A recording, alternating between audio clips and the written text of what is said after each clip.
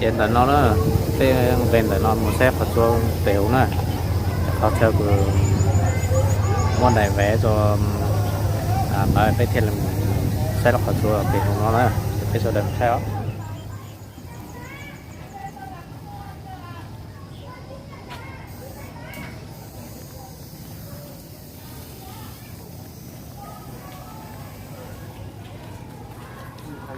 chưa phải không bóc ra con vứt vỏ lên mệt hết đấy. Còn ở đây nó có gì vậy? Hàng thử thế. Ở đây có cái gì? À, ở đây. đấy nó cho có hang chắc là vào nó sửng sốt thôi. số lúc về nó Vào về cái khát này chúa này sốt mà. lúc về khát chúa này phải sao khát chúa phải nhìn chi nó muốn nó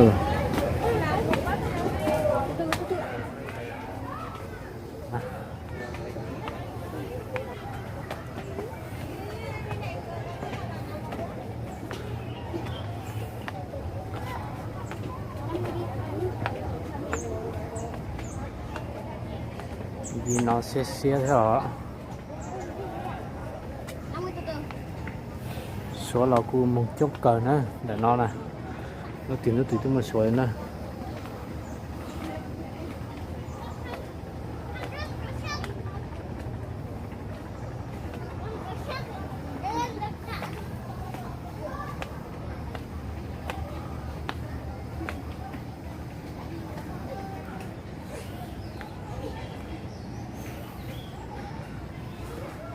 chỉ khó nó tên là nó dọc khó cho nó Đây ngắm đây đẹp lắm rồi, chụp ảnh đây đẹp lắm này.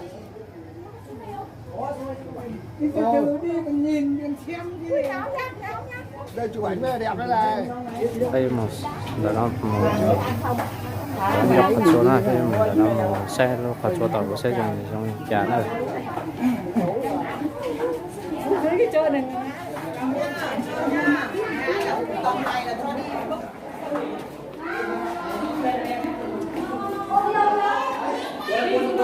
Đây nào. Người kiểu cái cát thế nào nào? Cái cát thế nào?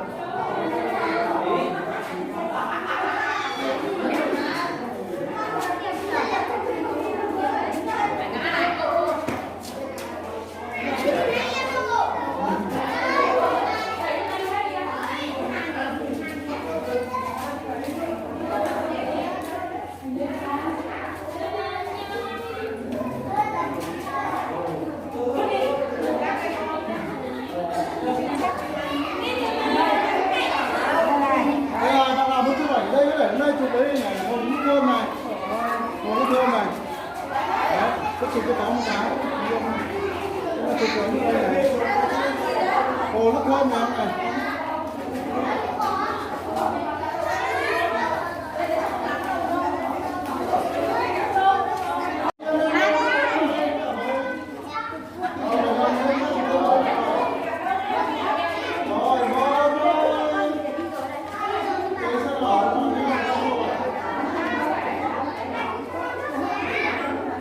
nóng vậy.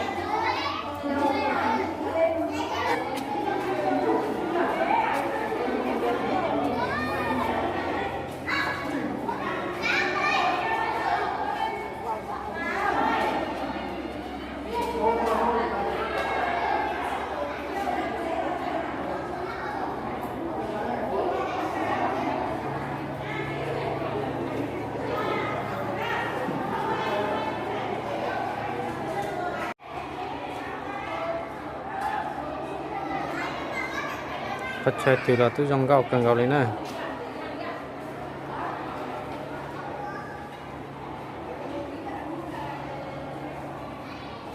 chè một ít vòng thì nọ cho khám một họ thế này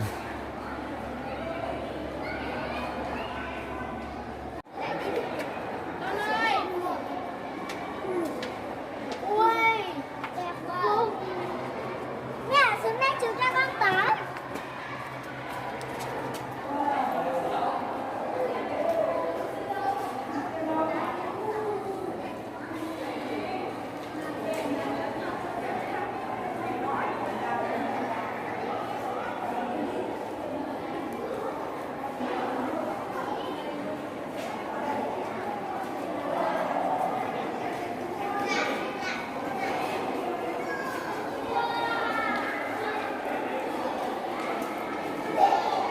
trong có cần cầu lên đó thì nó nè trong cái xịt bạc cá hay cái lọc hạt chuột nó trong lấy trà trong thế nữa cái này họ tranh tiền lúc hạt chuột nó trong có bảo đi trà theo để lúc đó thì cán đồ thì nó một cái hạt chuột của trong các tạm bảo đi nó đấy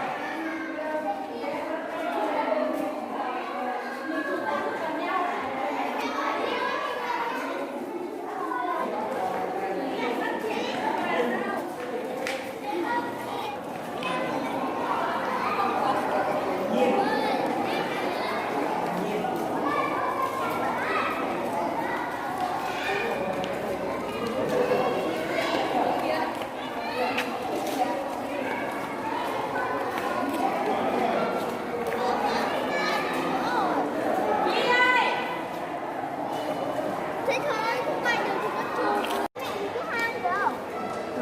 Ôi cái gì kìa á luôn lá của mình đã đi Thang bắt người.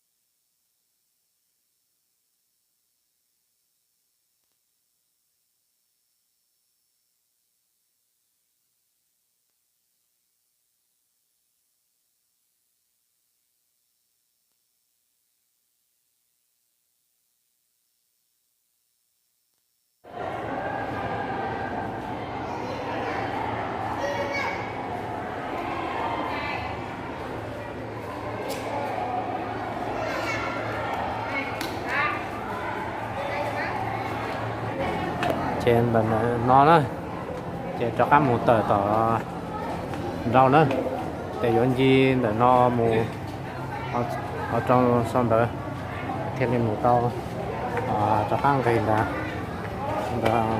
chơi cửa còn thì ra nữa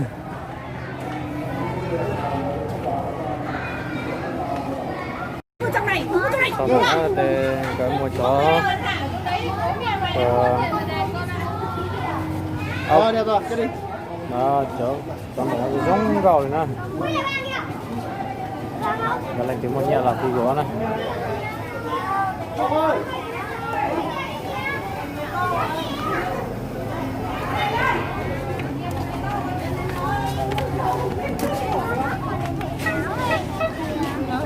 Nhiều điện hết rồi.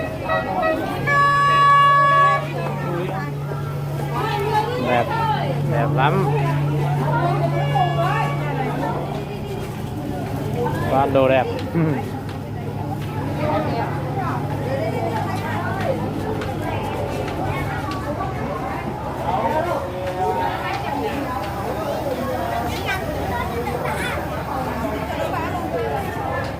nó học từng rằng có táp cái của tuần đó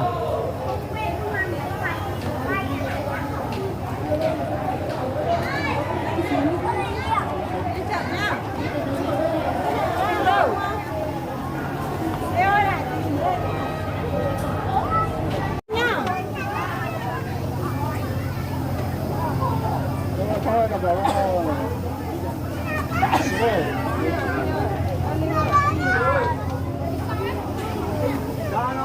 nó nữa cái cái khát trong cái con cái khát tiền gì ở phía sau mùa họ để lò được nó nữa nó để cho khám một gì có tao nó nữa